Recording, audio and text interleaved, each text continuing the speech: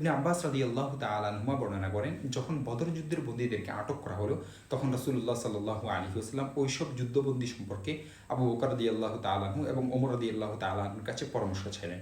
আবু বকর রাদিয়াল্লাহু তাআলা আনহু বললেন, হে আল্লাহর নবী, তারা তো আমাদের চাচাতো ভাই এবং সগোত্রীয়, আমি উচিত মনে করি আপনি তাদের নিকট থেকে মুক্তিপণ ফিদিয়া গ্রহণ করুন। এতে কাফিরদের উপর আমাদের শক্তি বৃদ্ধি পাবে, হতে পারে আল্লাহ তাআলা তাদেরকে ইসলাম গ্রহণের তৌফিকও দান করতে পারেন। এরপর রাসূল সাল্লাল্লাহু আলাইহি ওয়াসাল্লাম বললেন, হে ইবনুল খাত্তাব, ওমর রাদিয়াল্লাহু তাআলা আনহুকে বললেন, এই ব্যাপারে আপনার অভিমত কি?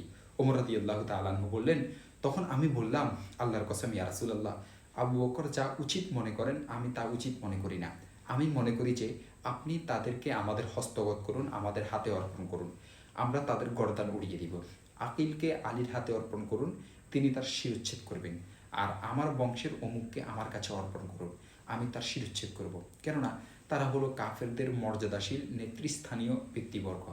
তখন আবু বকর রাদিয়াল্লাহু তাআলা আনহু যা বললেন রাসূলুল্লাহ সাল্লাল্লাহু আলাইহি ওয়াসাল্লাম সেটাই পছন্দ করলেন, এবং আমি যা বললাম, ওমর রাদিয়াল্লাহু তাআলা আনহু নিজে বলতেছেন, আমি যা বললাম রাসূল সাল্লাল্লাহু আলাইহি ওয়াসাল্লাম তা আমলে নিলেন না। পরের দিন যখন আমি রাসূলুল্লাহ সাল্লাল্লাহু আলাইহি ওয়াসাল্লামের নিকট এলাম, তখন দেখতেছি রাসূল সাল্লাল্লাহু আলাইহি ওয়াসাল্লাম এবং আবু বকর রাদিয়াল্লাহু তাআলা আনহু উভয় বসে কাঁদছেন। আমি বললাম, ইয়া রাসূলুল্লাহ, আমাকে বলুন আপনি এবং আপনার সাথী আবু বকর রাদিয়াল্লাহু তাআলা আনহু কেন কাঁদছেন?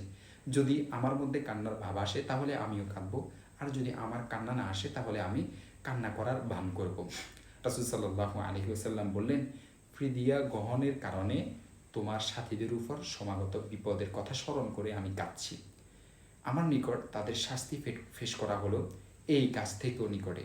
গাছটি ছিল নবী সাল্লাল্লাহু আলাইহি ওয়াসাল্লামের নিকটবর্তী একটি গাছের দিকে নবী সাল্লাল্লাহু আলাইহি ওয়াসাল্লাম ইশারা করে বলছেন, যেটি নবীজির একেবারে নিকটবর্তী ছিল, যে এই গাছ থেকেও নিকটে আযাব ছিল, তোমাদের উপর সমগত আযাবটা আমি দেখতে পেয়েছি। অতঃপর আল্লাহ তাআলা এই আয়াত অবতীর্ণ করেছেন, মা কানা লিনাবিয়্যিন আন ইয়াকুনা লাহু আসরা হাত্তা ইউসখিনা ফিল আরদ। পৃথিবীর বুকে ব্যাপকভাবে শত্রুকে পরাভূত না করা পর্যন্ত বন্দী রাখা কোনো নবীর জন্য সঙ্গত নয়। সহিহ মুসলিম হাদিস নং 4436। দেখুন, এই হাদিসে পরামর্শের কারণে আগত বিপদ দূর করা হয়েছে।